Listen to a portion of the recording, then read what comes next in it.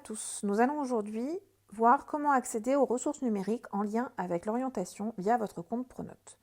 Vous devez accéder pour cela à votre compte Pronote, puis à l'onglet Portail CDI2 LFM sur votre page d'accueil. Cela vous permet d'accéder directement au site du CDI, puis à l'onglet bleu en haut à droite, Ressources numériques.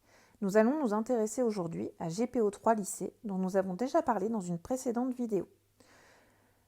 Quand vous accédez à GPO3 Lycée, vous avez 3 onglets. Celui qui va nous intéresser aujourd'hui est l'onglet Lycée. Donc, comme vous le voyez, concernant le lycée, vous avez accès à des informations sur un certain nombre de choses. La première, c'est le nouveau bac. Alors, c'est le nouveau bac depuis maintenant l'année 2021, mais on vous y explique comment se déroule le contrôle continu en première et en terminale, avec un certain nombre d'informations sur ce contrôle continu, les moments auxquels il a lieu, matières qui sont concernées, les coefficients de chacune des disciplines qui sont concernées par le contrôle continu, et aussi la manière dont sont évaluées les options au contrôle continu. Vous avez ensuite des informations sur comment s'organise la voie générale après la seconde. On vous parle aussi de la voie technologique, mais au LFM, ce qui vous concernera, ce sera la voie générale. Donc vous voyez que vous avez un outil de simulation qui vous permet de simuler les spécialités que vous choisissez en première. Donc là, par exemple, on pourrait choisir HLP, SES et langue, littérature et culture étrangère.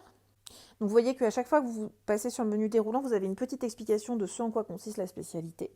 Ensuite, en terminale, bien sûr, vous devez en choisir 2 parmi les 3 qui ont été suivis en première. Donc ici, par exemple, HLP et LLCE. Et là, vous voyez que non seulement on vous dit comment ça s'organise dans votre semaine, mais on vous indique aussi des possibilités d'études suite à ce choix de spécialité. Voilà, que ce soit pour les licences, des études courtes, des classes prépa ou des écoles. Et quand vous cliquez sur les liens, donc par exemple prépa ECG, à chaque fois, vous avez une présentation de ce type d'études, les attendus, c'est-à-dire ce que vous devez être capable de faire pour suivre ce type d'études et y entrer, les conditions d'accès, les poursuites d'études possibles, donc là par exemple suite à cette prépa ECG, des possibilités de métier, donc vous voyez que ce sont de nouveau des liens cliquables, donc si vous cliquez dessus, on vous explique un peu en quoi consiste ce métier, les études et diplômes nécessaires, le niveau de baccalauréat, etc. Et vous avez aussi plus d'informations en allant sur le casier du kiosque, dont on parlera une autre fois. Vous pouvez enregistrer ces résultats et ces informations. Donc à vous de voir sur votre ordinateur comment l'enregistrement se fait.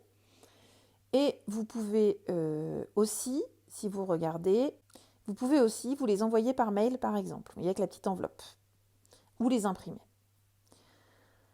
En dessous, on vous parle des enseignements communs. Donc on vous explique un petit peu quels sont les enseignements communs en première, quels sont les enseignements communs en terminale et le nombre d'heures qui sont dévolues à chaque fois à chacun de ces enseignements communs.